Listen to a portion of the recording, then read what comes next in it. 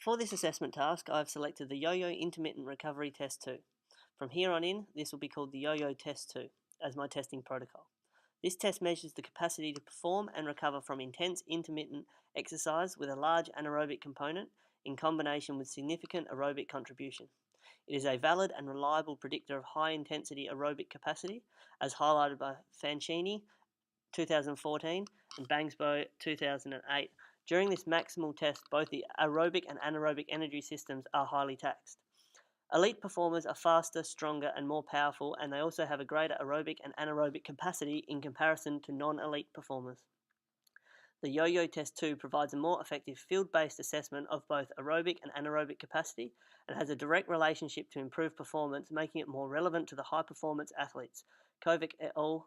2016, Karakov 2012. Validity and reliability are essential parts of any testing protocol as they provide the relevance to the data that is collected.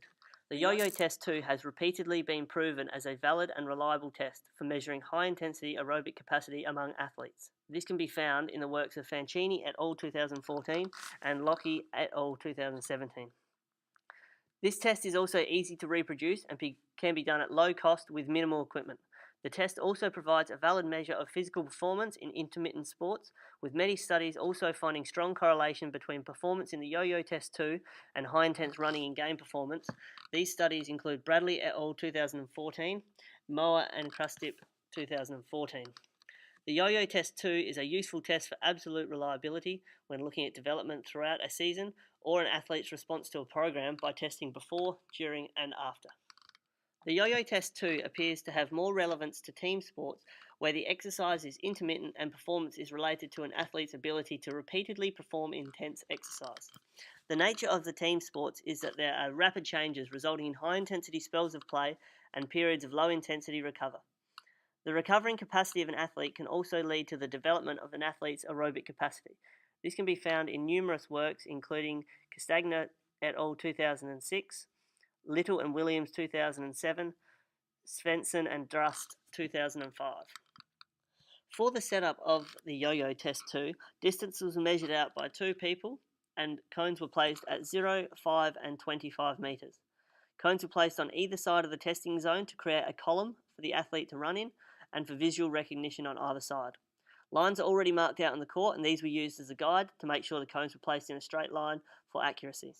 The required equipment to run the Yo-Yo Test 2 included an inside court space, which was protected from the environment and was a non-slip surface, cones, brand new tape measure, so there's no stretch in the tape measure.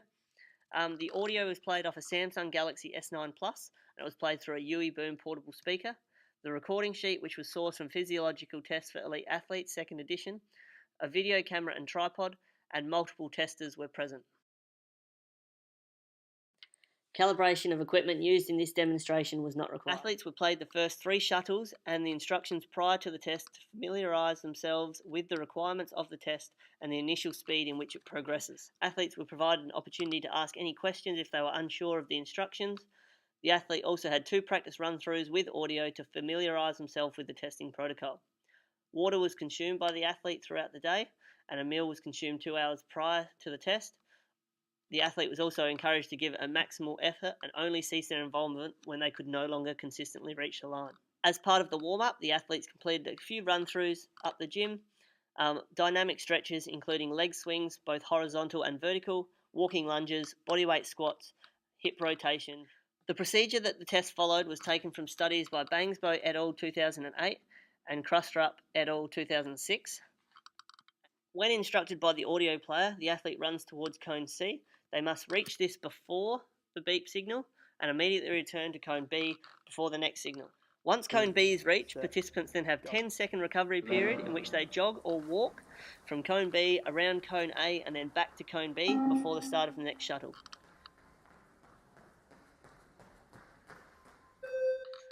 In the test, the participants are only allowed 2 consecutive fail attempts before they are withdrawn. If an athlete fails to reach cone C but gets back to cone B in the allotted time, then 1 fail is issued. If this happens a second consecutive time, they are eliminated.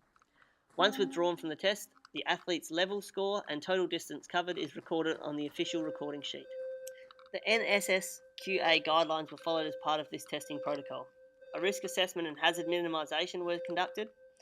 We followed the NSSQA quality assurance considerations by completing the test indoors in stable, consistent environmental conditions, using equipment that was in good working order. We had 2 testers present, 1 on each line. Participants provided informed consent and confirmed they had no. An athlete completed a pre-test questionnaire, and the pre-test checklist for testing in the field was completed. 2 scores were recorded as part of the yo-yo test 2, the level achieved, including the shuttle number, and the total distance covered.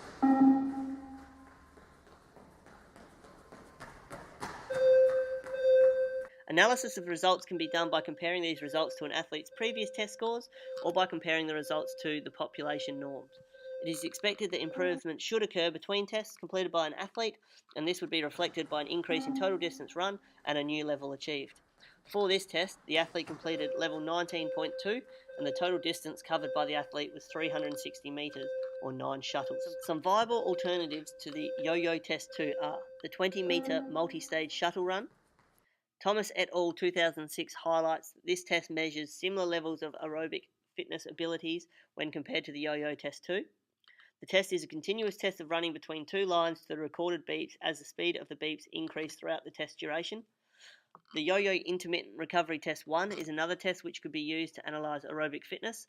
The results of this test are also valid and reliable, as the results are not interchangeable with the yo-yo test 2, as this targets some different physiological responses, highlighted by Rampini et al. 2010.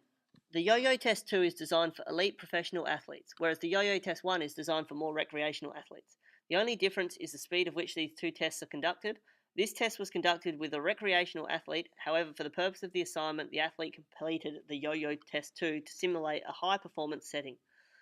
Fancini et al. 2014 highlighted that the exposure of training, the level of the competition, as well as the individual mentality of an individual may all affect the results in this test.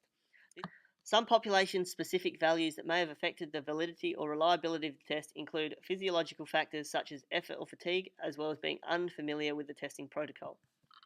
Psychological factors of athletes will always affect the results conducted through fitness tests. Many sporting organisations and testing facilities are now using questionnaires to collect data of the athlete's psychological state prior to testing.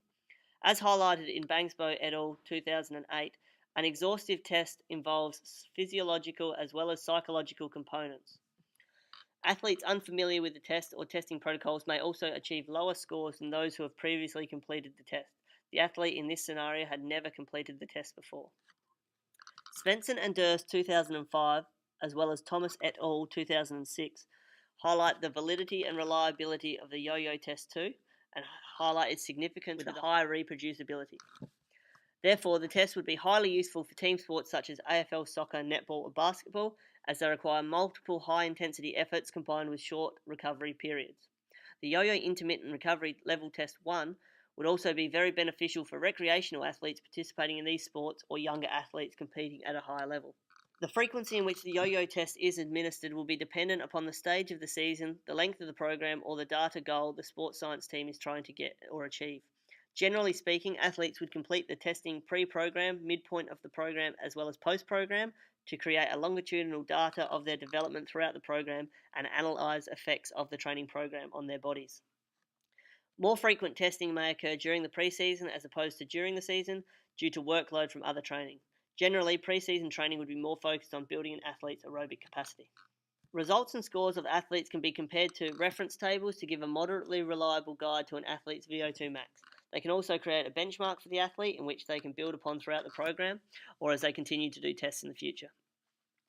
For coaches, results can influence the style of gameplay, seasonal changes, or the positions that an athlete plays in.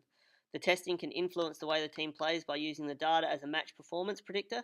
By interpreting how well players can recover from intense exercise, a soccer coach may determine how high the defensive line plays, the amount of pressing a team does, or will they adopt a counter-attacking mentality. The results can also be used to create longitudinal data across a season or even multiple seasons. The yo-yo test 2 evaluates an individual's ability to recover from the intense exercise, therefore it can be used to monitor the physical capacity and changes of athletes throughout a season, as highlighted by Kunstrup et al.'s work in 2003. The results may also be used to adopt an athlete's positional change. Differences in performance are to some extent related to the position an athlete plays in the team. For example, those achieving high scores of the yo-yo test may be more suited to being a fullback, winger, or central midfielder in soccer.